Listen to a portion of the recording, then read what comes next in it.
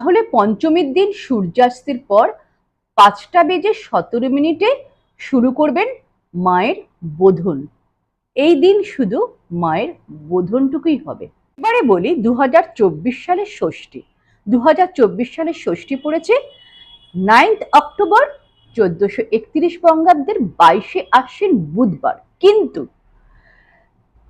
এই দিন ষষ্ঠী সকাল 7:32 পর্যন্ত থাকবে। তাই ষষ্ঠী পুজো ও কল্পারম্ভ শুরু হবে সকাল 6টায়। ষষ্ঠী পুজোর অঞ্জলি সকাল 7টায়। এই দিন অর্থাৎ 9 অক্টোবর সন্ধে 5:25 শ্রী শ্রী দুর্গা দেবীর আমন্ত্রণ ও অধিবাস অনুষ্ঠিত হবে।